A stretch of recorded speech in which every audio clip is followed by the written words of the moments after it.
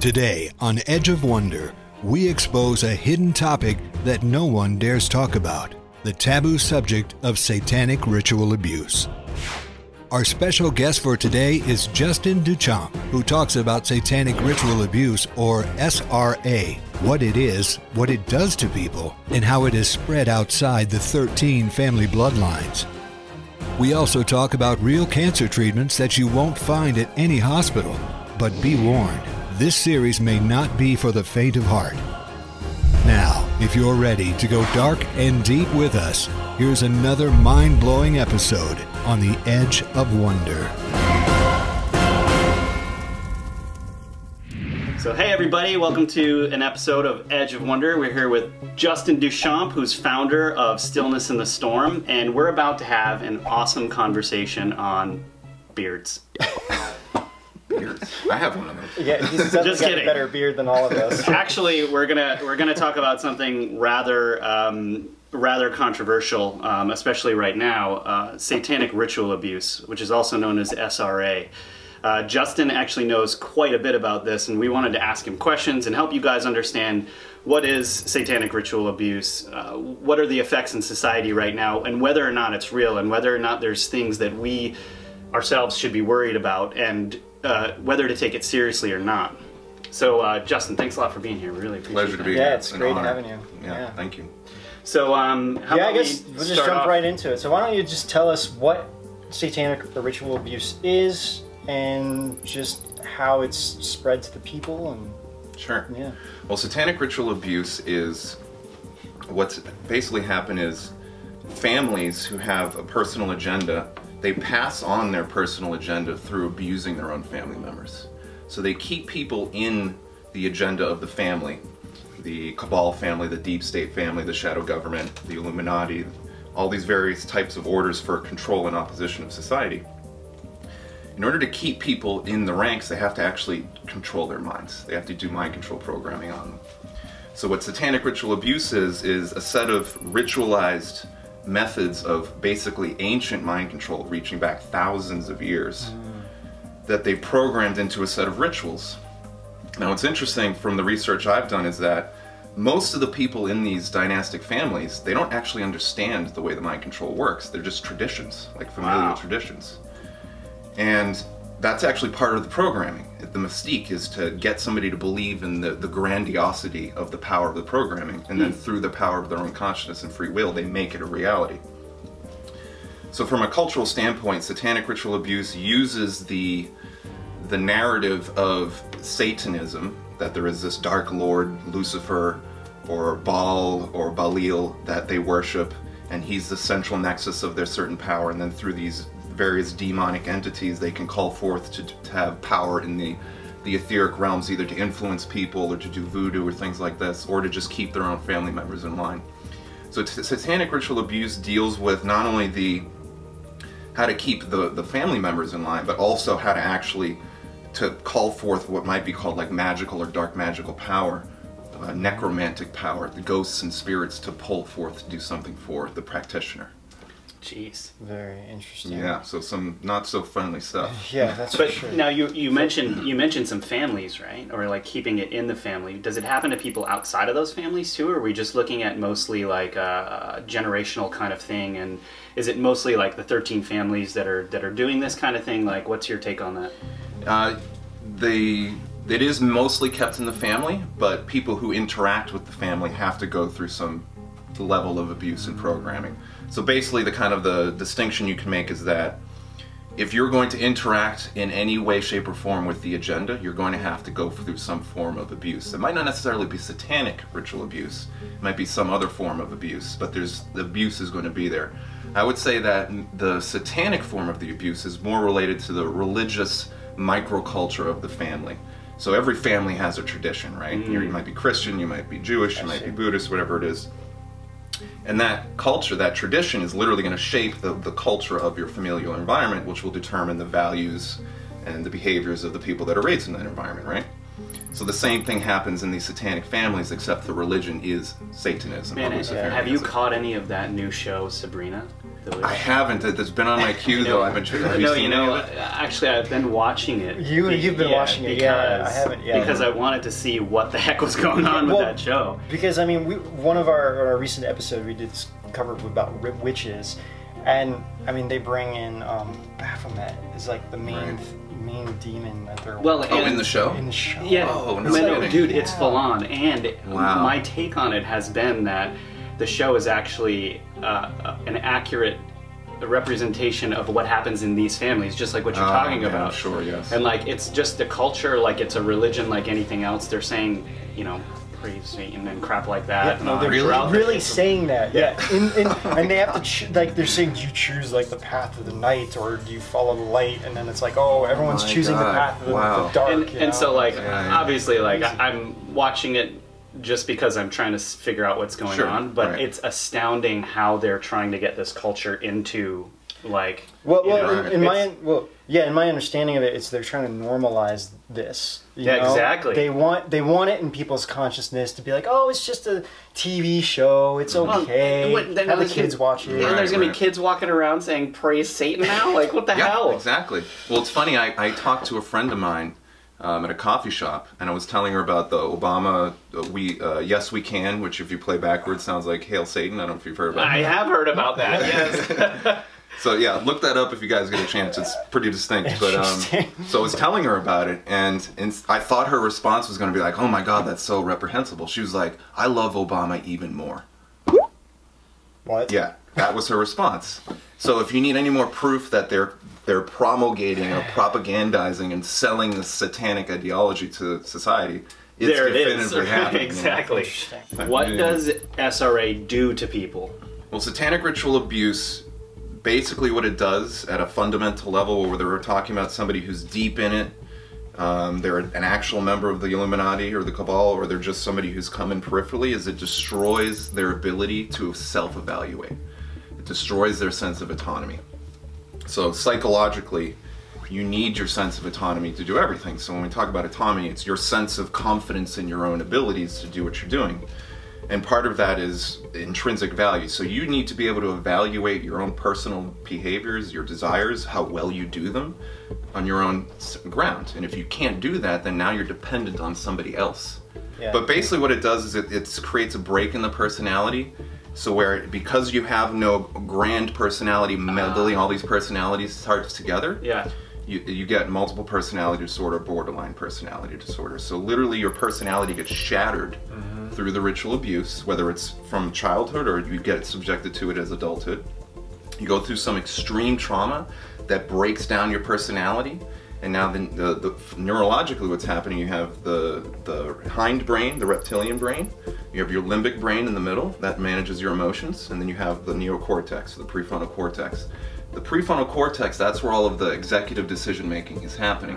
So when you're conscious, when you're in a beta state, when you're lucid, and you're be able to think rationally, then your conscious mind, your human self, your soul is making the decisions, right? Well, if you subject somebody to enough trauma, then that shuts down, literally. That part of the brain breaks down, and now it's only the hindbrain and the limbic brain that are firing. And those are the animalistic centers of the brain. And those parts, they actually contain a kind of like primordial personality. Right. So every time it's like built-in stuff, right? Built in. Like, and the way this works is every time you face a challenge in your life, you create a personality structure, an ego structure to deal with whatever that challenge is. And that literally installs itself in your biology. So this is dissociative identity disorder, right? And multiple also known as multiple personality disorder, right? Exactly. And then it's also like trauma-based mind control too. That's what I've heard a lot with these ritual abuse type things, because through the trauma aspect and their control, like they control that person's decisions, like knowing what that person is going to be doing, how they're going to be making decisions in the future, and they can control them from that point on. Right? Exactly. Yeah. The technique or the method for breaking down a personality is trauma.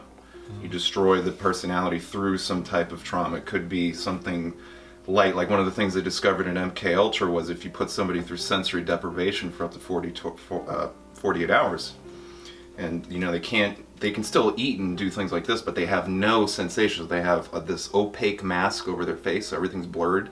They have white noise in their ears. They have these desensitization pads on their body. you put somebody in that condition for 48 hours and they literally crack psychologically. And now the host personality breaks down, and they're like in a kind of that's just 2 days. That's just so 2 days. Imagine ritual abuse then, right? I mean, right. I mean, so trauma-based abuse. I mean, the things that they do. If you want to look more into this, Fritz Springmeier put out a book, How to Create the Total Illuminati Mind Control Slave. And the things that he talks about, I mean, I won't mention them necessarily, but they involve like torturing somebody, taking like somebody's puppy or cat and like killing it in front of them and be like, this is what you did, see what you did. Oh yeah, kind of thing. And you know, we can get into all the details of how that works psychologically, but the effect is to create dissociative personality disorder or borderline personality disorder, which is, to get into that for a moment, you need, like I was saying, you have all of these ego personality types that are managing your life. So right now I'm in talking mode. When you talk, I go into listening mode, right? Well, if you need a host personality to manage all those different ego personality types, and if you don't, then you get like stuck in one. And then when you go to switch, this is what happens to borderline personality types often. As they go to switch between one personality, they have this like moment of deep anxiety and kind of uncertainty, and that comes with a lot of like negative emotions, and now they feel threatened by the world. So yeah, this can create all sorts of issues where your ability to manage yourself in various life situations breaks down fundamentally, and now you need some external source to help you manage that, and that's the whole point. Break you down, break your personality down so somebody else can come in and use you for their own purposes. Okay, so what, in terms of when this is happening to someone, what are the short-term effects and the long-term effects of this? Well, somebody's going to have what would be called a contact with malevolence in a psychological frame. So let's give an example because it'll be a little easier to understand. So let's say somebody kidnaps you, picks you up off the street, puts you in a black van, you all of a sudden you wake up and you're in the middle of some torture chamber or something like that.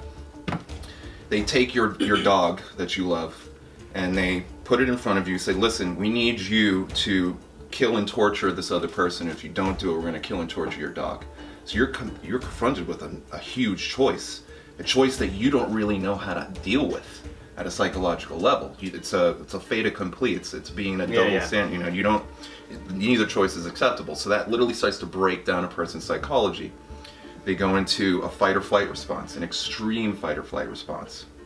So what happens is the neocortex shuts down. Literally, the soul at a spiritual level, the soul leaves. And now the animalistic imprints of the personality are there, the alter personalities. So what this looks like from an outside perspective is the person is really unsettled. They're in what's called sympathetic atonia, so their palms are sweating, their heartbeat's racing all the time, they're in a fight or flight response, their eye pupils are really dilated, they're just kind of like frantic and they can't keep themselves like stable at any point in time. They might be doing a lot of self-petting behaviors like this, or rocking back and forth, or biting their fingernails, or extreme forms of self-petting like cutting and things like this. So that's when they're in the throes of the personality disturbance. Depending on the nature of the programming they're receiving, they'll either receive programming that gives them stability. So, for example, if they're trying to program somebody to become like a sex kitten or something like this, they'll encourage them to do certain behaviors, and anything outside of the behavior, they get scolded, right? Yeah. So there'll be a figure in that scenario, because these involve like narratives, right? Where the master controller is like the mommy or daddy that's encouraging them to do the good behavior, and then there's like a bad cop behind them kind of like whipping them into shape. So the person will start to move towards the good behavior, and then they'll be encouraged a little bit. So if that's the case, the disturbance can be somewhat hard to notice, because the person's moving into the programmed personality, and they'll seem stable, but as soon as you peck at the stability of the personality, it starts to break down. Well, if you want to do a different type of programming, it causes more long-term disturbance. So this can be, I would say, if you're noticing somebody who their personality, like, it just changed fundamentally, it's like all of a sudden they're just not the same person anymore, it's because they're in the throes of some deep personality disturbance. They might be hyper-reactionary, where if you don't compliment them or say the right thing, then all of a sudden they're like really defensive and jumping down your throat, something like that. And as time goes on, that just becomes an instantiated part of their personality. So we know it as narcissism, right? So as the person, eventually, and this is kind of like the screwed up part of consciousness, so to speak, is your consciousness will get used to and normalize anything over a long enough time. So they keep these conditions usually for anywhere from a week to 90 days. 90 days is how long it takes for a program to embed itself in your biology. And then the person might develop a somewhat stable personality, but you can tell something's really changed. They're like really hypersensitive to their environment. They become hyper-dependent on their routines, very similar to an autistic person. So if you look at the psychology of an autistic person, they're, the way they, put their knife and fork on the table, and the music they listen to, and the rituals they have, kind of keep their psychology in place. And you remove those rituals, and a person breaks down. I used to work with autistic people, and I mean that was exactly, especially this one guy. Everything had to be just the way he wanted it, and anything was slightly off, he would get pretty violent and even defensive about it. But the other guy I worked with, he was more open and playful and fun and whatever. But the other guy, he was very, very like, and it's I mean, it's exactly it.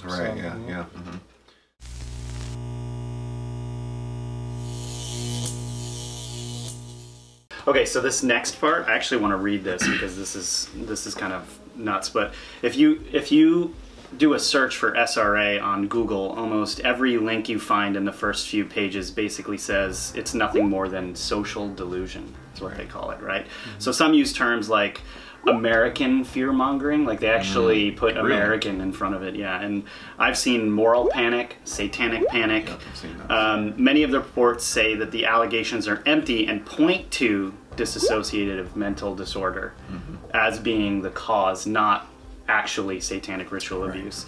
So I wanted to know, what is your response to this? And what is your response to people who want to actually research this? Where should they go to find out the truth? Because to me, it looks like there's just a bunch of crap on Google when you actually go to search for this. Well, the short answer is there was a PSYOP done on the world, specifically about satanic ritual abuse that happened in the 80s, which is what you guys are referring to. So there's basically two kind of forms of satanic ritual abuse people encounter as they're trying to research this stuff. There's the debunked version, the PSYOP version, which is what you found.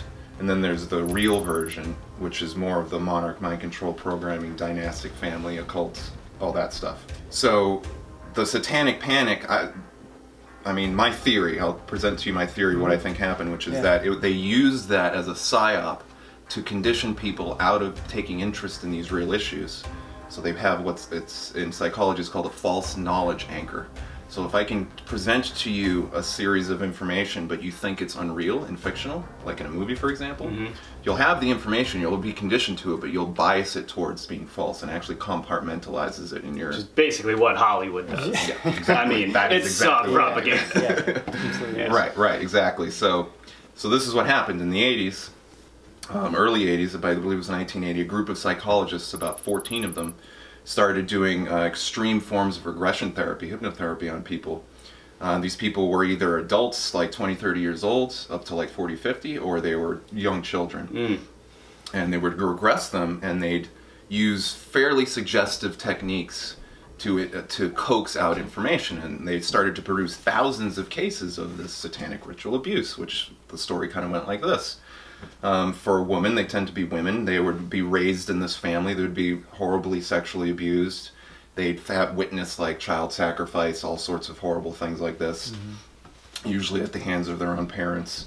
They would be impregnated, and I mean, the stories get really graphic, so I don't know how much you want out there. No, I mean, it's just what's interesting about what you're saying is it almost sounds like they're planting ideas in people of things that actually happen specifically to make it so that no one will believe that those things are actually true. Exactly. Precisely. Because that's what the families do, right? Like everything you're talking about. You're talking about impregnating even your own children sometimes, and then sacrificing the children. I mean, that's what they're talking about in some of the research that I've been doing, right? Well, yeah, and a lot of what we've been seeing too is that, since all this stuff is very satanic, it's the opposite of what the Bible teaches. Or I mean, whether you believe in Christianity or whatever, it's like these guys are looking at it from the opposite perspective.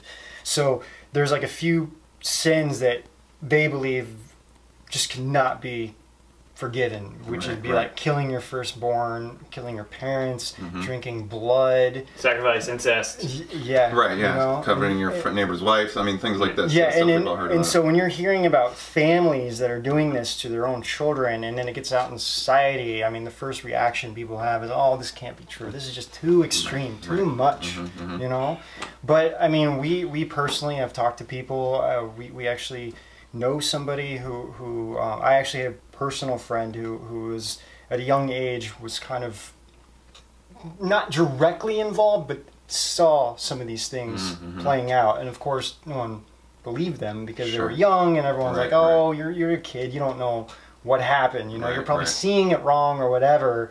And when more people start talking about it, then they come out with this like psyop thing. It's like, oh, they're just kids, we can't believe what kids are saying. Remember what happened in the Salem witch trials. Yeah, exactly, right. I mean, that is what happened, right?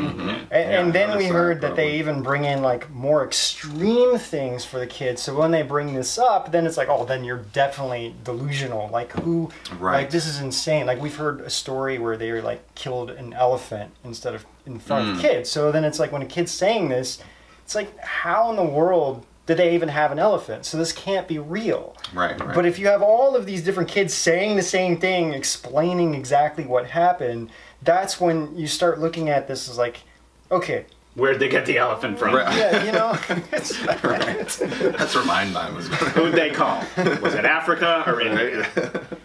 But yeah, I mean, I have another friend too who was abused at a very, very young age. You know, same thing, very similar situations, and no one believed her. You know, even growing up, it wasn't until she got older, or even her own mother was like, you know, and her understanding with her mother was like, I just didn't want to believe it was true. Right. You know? And who does want to believe it's true, right? Well, that's what they're playing off of. It's the incredulity bias. Yeah. And I love my mom to death, but she like has a hard time watching our show because it's like you know, you're presented with this stuff and you're just like, my head hurts. Right. So and it's like, you know, I mean, she's an amazing woman, but like sometimes I'll just try to give her like different documentaries to watch and she'll just be like, I can't believe this, right? I mean, it's hard for society when you start talking about these things, you know, even with our show, and it's hard for people to really accept what's going on, and so you have to kind of break things down, and I think that's what we try to do on the show. That's part of what they do, is they make the story so incredulous, so unbelievable, that most people just, they want to look at it. And that actually is a component out of the very technique they use to break somebody in the first place. You push them through an experience that is unbelievable and their psychology breaks down because your beliefs literally govern your ability to manage reality. So with the Satanic Ritual Abuse, or the SRA PSYOP in the 80s, the Satanic Panic, they presented all this information as if it was true. Medical institutions were buying into it, psychologists were investigating it, police and government officials, the FBI was investigating it. I mean, everybody took it very seriously for about 8 years. And then what started to happen was, what's interesting is all of these cases only came from 14 psychologists.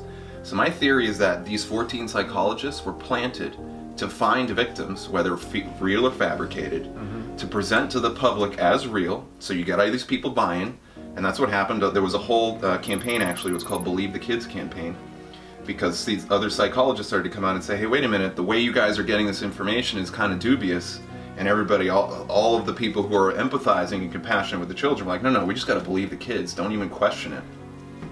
So what is the punchline? Well, at the end of the 80s, now there's this counter movement of people starting to say, wait a minute, there's really no substance to these claims, guys, because the FBI, the police had done investigations, they couldn't find any buried fetuses or evidence of any satanic ritual abuse. They couldn't substantiate any of the claims whatsoever. Yeah, but says who? Says those, like, says the FBI, like, we can trust him. Right, yeah, exactly, yeah. So, if you trust the police investigation. Civilian intelligence agencies. Right. Yeah. You know, so at the end of it, and this is the punchline, you get people to buy into something, invest emotionally into it, then you make them look like fools for believing it. Yeah. That's how they do it. That's what happens. And to this day, Anybody who even remotely describes anything related to satanic ritual abuse is considered foolish, and you'd be an idiot to believe them. Right. And that's the world we're living in today. Right. Well, and never mind the psychological and the psychologist aspect of this. So we haven't even started to talk about Freud yet, you guys.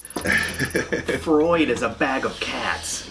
And like, if we start to talk about who he was connected to and all of the different things that have gone down and the things that actually injected into our culture, I mean, a lot of what we all believe is related to his work is just, it was an enormous psyop. Oh, yeah. I mean, whoa, right? Well, and also, I mean, when you start seeing, I mean, we're doing all these episodes on the bloodlines and the Committee of 300, and when you start seeing the connections of who he's really tied to, you just can see the pathway right to.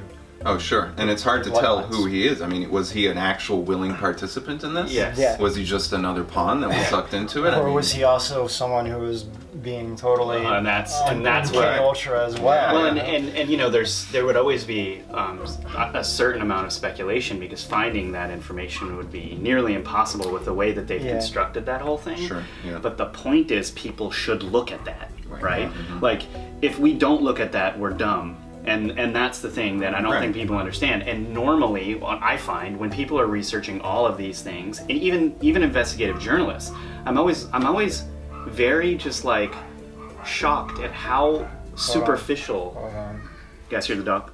So now there's a dog and a kid. So yeah, okay. So we were talking a little bit about Freud, and we were talking about how if you want to look into some of these folks in history who've laid out a lot of information and doctrine that have actually guided a lot of different things, you really need to look into these things yourself. And we were talking about this, like it's almost impossible to find out the actual truth because it's been so hidden, but you really have to look into who the people were connected with and dive deep into that, and not be superficial like a lot of these other journalists are, and how they're looking at these things and covering them.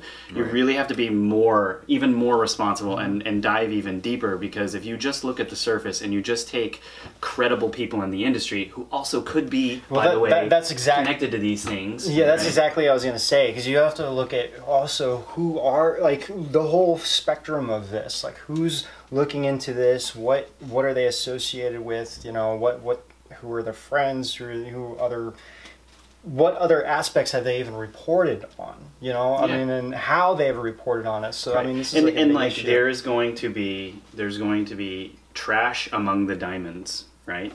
And like, it's very hard to find those diamonds. That's the way it is right now, right? And so like, you have to wade through a lot of this dirty stuff, and it's like, it's absolutely like that, and you will find this if you look into these things, and especially with some of these issues that the deep state would try to hide, for instance, satanic ritual abuse, or how they're controlling things, anything to do with a lot of these big meetings that they have.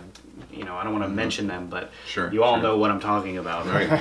So, you know. Yeah. It's critically important, and just to add a little point to that, I study a lot of philosophy, particularly epistemology. And epistemology is the study of how do you know if something's true or not. So it's basically, we're talking about the science of discernment, you know, and discernment isn't like this wishy-washy thing where your discernment method only works for you and you have a completely different method. No, that's not the way it works. There really is like an objective process. So part of that process is developing your philosophic skills. How do you actually interpret information? You know, if you just believe what somebody else says, well, you're taking their belief and now that becomes yours. You don't really have intrinsic understanding. Well, and this is what media now is based on. Exactly. Right. So like, don't believe anything I'm saying blindly. Take it as like breadcrumbs to do your own personal research. Ask yourself, how do I even know this is true? And the key, I think, is being okay with uncertainty. And asking questions. Asking questions is the most important thing. And letting your understanding, just understanding that your understanding is limited, and being like, look, I can always learn more, and just being open to new information, but also being careful about the information that you let in all the time. Right. Yeah, actually, if you go to my website, stillnessinthestorm.com, I have an article on how to discern, and I put like all of the choice discernment tips on there. Dude, so feel free to check it out. Amazing resource. Yeah, that's great. What else is on there? Actually, tell us a little bit about it. Oh, a bunch of stuff. If you go to the Start Here tab on Stillness, I basically cover a lot of news and media, but I also put interlace with that like really deep, rich content, personal research I'm doing, or other research pieces that I found that are really powerful or just really good information. So on the Start Here tab is like all of the choice stuff I've been accumulating over the past 10 years of research.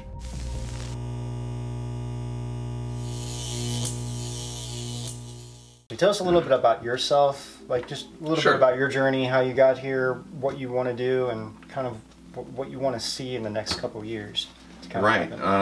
Well, I started my journey in 2010. I was a really heavy science-minded person. I was an atheist for most of my life. And then I discovered Cures for Cancer, discovered Max Gerson, and that completely shook my new foundations. I thought, you know, I know science. I would have heard about a cure for cancer if it existed. Well, you know, I saw this movie and I'm like, wait a minute, there must be a cure for cancer, because it sounds, my science mind was like, I'm really jiving with the principles. What he's saying, right? But my, you know, my program self is like, no, it can't be true because I didn't hear about it on the news. Well, flash to like a year later, I got into like, you know, occult symbolism. I got into the deep state, you know, Cabal. I got back into spirituality, and I realized that, you know, I seem to have this almost intuitive gift of like just being drawn to bodies of information and being able to research and distill that so I can share it with other people. That's something I've always had the ability to do, and I'm not like branding myself. This is just something I have, you know. It's sorely needed. Yeah, it is, and it seems to be a need that's out there. So I'm like, you know, maybe my part and role to play in this is to go out there, look into the nastiest, darkest places that need to be found to figure out what is the ultimate solution to all of the problems that we could possibly face. And that has basically been my mission for the past 8 years. And I developed Stillness in the Storm in 2013 as a way to basically take what I was researching on myself and just put it out there for the world.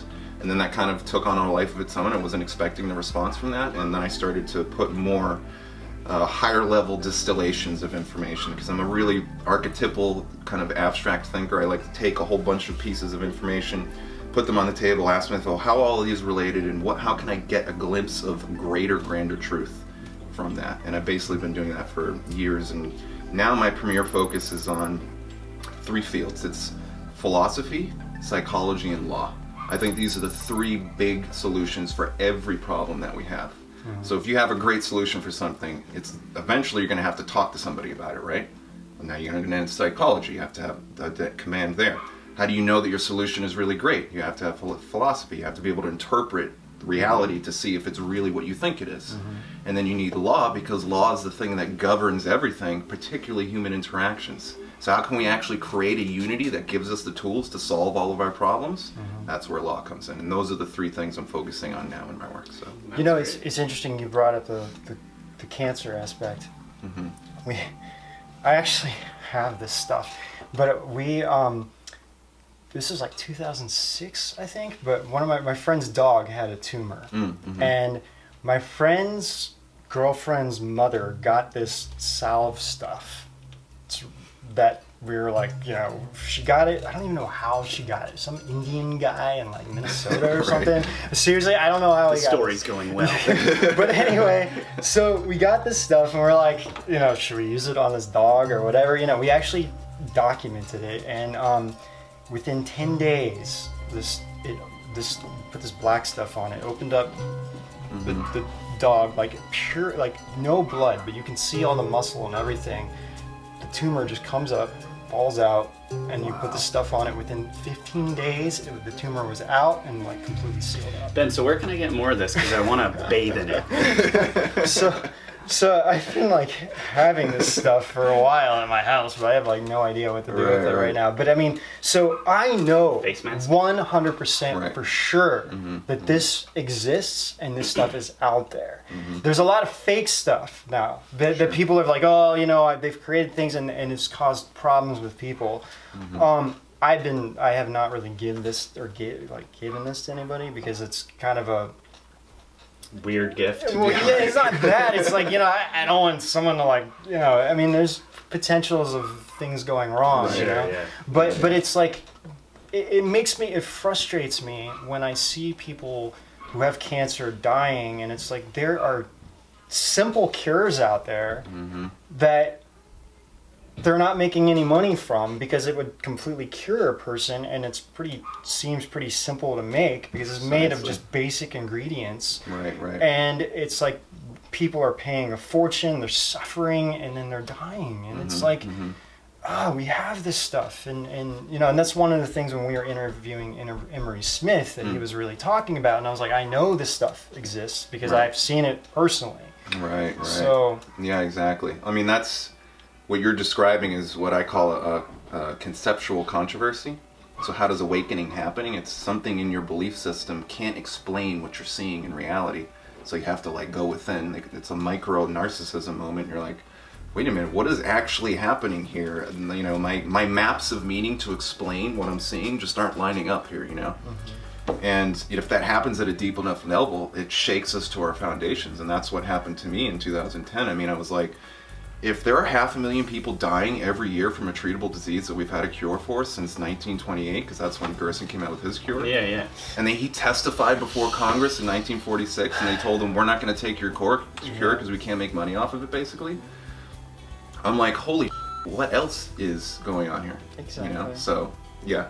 That's exactly it. To get back to the kind of mind control SRA aspect, the whole point is creating a manufactured reality, so that reality is so fragile, and that's the thing you use to navigate your life, that stepping out of that feels so incredibly disturbing that most people just run for the hills, and they just say, you know what, I can't process this. It might be true, but I just can't handle it, and then they never look into it. That's it. I mean, like going with this, you know, I remember in the 90s hearing about organizations. It's like, oh, you know, the cancer cure organizations, like, oh, we're you know, by the year 2002, we should have a cure for this. And it's like, okay, 2002 went way past, and you're still saying like we need money for this, and oh, by 2030 we'll have a cure for this. I'm still wondering what happened with Y2K. Yeah, I mean, never mind that.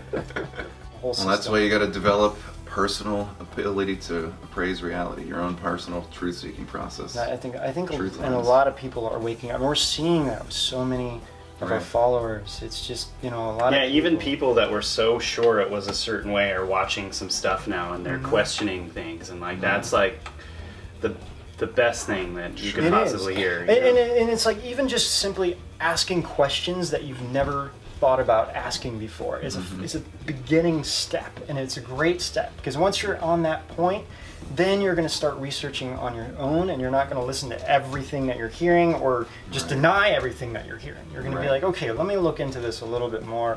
And I think that's, you know, well, and I often say this, like, we don't know how brainwashed we are. Right, yeah. No one does, and that's where I feel like everyone has this issue, especially now with all of the polarization happening politically and all of those things. Like, all of us have been through this. Like, why are we fighting one another? Like, we've all been through the same thing. You're literally in the same camp on a different side of it. That's it. Exactly.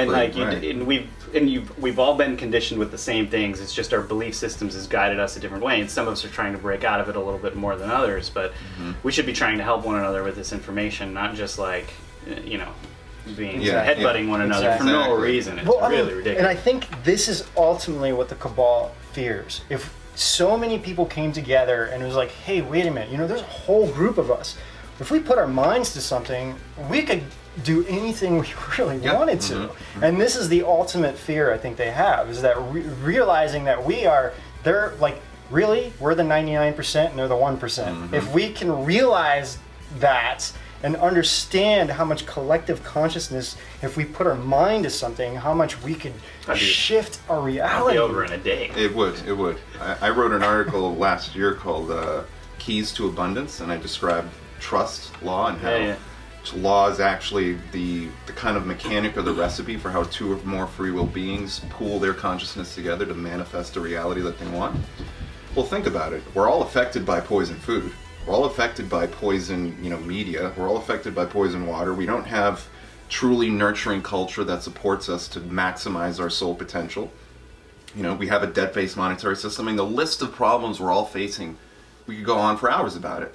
Yet I'm squabbling about whether or not you support Trump or not, or whether or not you think Q is real or not, or whether or not you believe in this version of extraterrestrials versus this guy's version of extraterrestrials. Like, let's stop waving our truth flags in front of each other. Let's put them in the ground and let's all work together around them and see what we can do together. Also, on the extraterrestrial subject, yeah, they're real.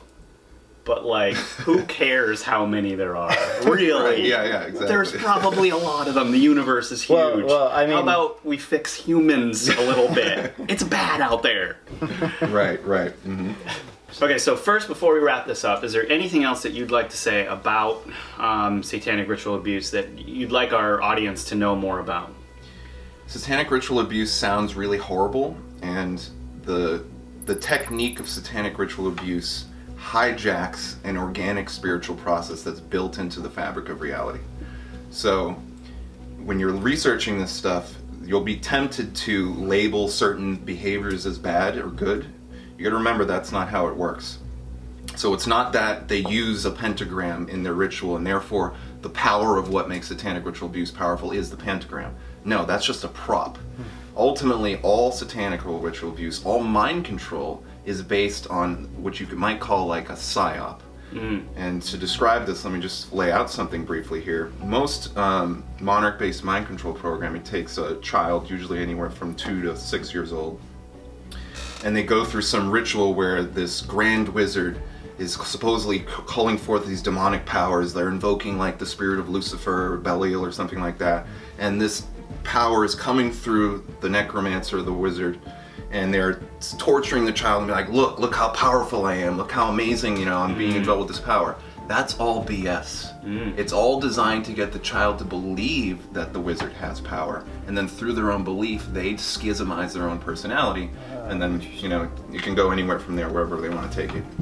So all of this mind control programming is mainly designed to get you to believe that the power that's controlling your mind is in the symbol, it's in the TV show you're watching, it's in the poison food, it's in harp, I mean, whatever thing outside of you, it's not really there. It's you. It's all window dressing, it's all theater to make you believe that the power comes from the ritual itself. So that's the biggest piece of advice I would say, is it's not Satan, it's not the guy with the deviled horns, it's not that. That's all just theater.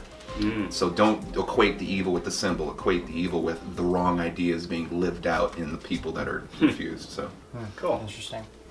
And just last question, what is your personal philosophy on life? Like, what keeps you motivated to keep doing what you're doing, you know, talking about this? Wow, that's a great question.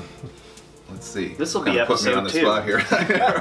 You can take time to think about it. I like popsicles. I know. Exactly. Popsicles, that's my answer. My kind of personal philosophy is, I feel like with the power of my consciousness, there's nothing I can't do. So any challenge that I have, I interpret as, this is divine providence. So people tend to think divine providence is like you getting lucky and not having to do work. That's not real divine providence. Thank you for saying that. We agree 100%. Right, yeah, okay, I figured as much. Divine providence is, you're on a mission. You're here to live out some very specific thing that only you can do. So life is going to give you a set of challenges that, if you're willing to embrace those challenges, you'll actualize your personality potentials. You'll actually bring your higher self into the physical, and you'll live out your soul mission. So my philosophy in life is that everything I experience is actually part of this grand kind of show, a Truman Show, I guess you could say, where I'm being challenged and encouraged to make spiritual choices. And so that's basically the way I look at life. It's like everything that I go through is from that frame. And if you think about like what different, you know, great philosophers and people throughout history have said, that this world is a delusion, right? So let's say that's true. And some people say, oh, it's a projection, but it's not. I don't think it is. I mean, they don't need it to be a projection. It already is. Sure. But it's like, if you can make those choices within this, right, then you're actually making good on everything that you came to do. Right, exactly, right. It's about embracing that challenge, so. Exactly. And I think the challenge is make you a stronger person and make you understand more about really what it is that you want. And so when you get that, when you overcome that challenge, that's where like the feeling of like, wow, this is, you know, you overcame this. Yes. And without those challenges, it's like you're kind of going through life and you're not really learning anything along the way, and you don't appreciate the success of overcoming those challenges. Well, and for people who are having a hard time overcoming those things, I think it's really important to remember a couple of things that are extremely important, which is like forgiveness and compassion to people, right? If you can actually harness those powers in yourself, what you can overcome and accomplish and what you can turn into something that's like good and beautiful for your life and for other people is like unsurpassed. And I think the other thing too is like finding hope when the situation seems hopeless. And I think that's something that you and I have really been able to overcome a lot. You know, that's our best. And that's how we've like kind of been able to manage to do the show. It's like, you know, we've been in situations where we're just like completely just see no hope at all, like completely in the dark, and it's like we just got to have faith that the light is going to be there, and that if we take that leap and take that step forward, that we'll be guided on the way, you know, and that's what we just took that leap of faith, and it's kind of how we got to be where we are. Yeah, and now we're sitting here with you. Hey, and I'm sitting here with you. It worked out cool, right? The beards of the square table instead of the knights of the round with the crazy kids above us running around. Exactly. Sorry, guys. Okay, well, anyway, we didn't mean to get all ooey gooey on you, but I guess we'll wrap up this episode. And thanks so much for being here with us. We really appreciate it. It was a pleasure having you, man. It was great. Justin Deschamps, everyone, check out stillnessinthestorm.com, and until next time. Well, make sure you hit like and subscribe. So until next time, we'll see you out on the edge. Yes. On the edge. Yeah, you just say on the perfect. Right. So until next time, we'll see you. Come on, Ben. Okay. This is gonna make it into bloopers. Don't worry. All right, great. All right, go.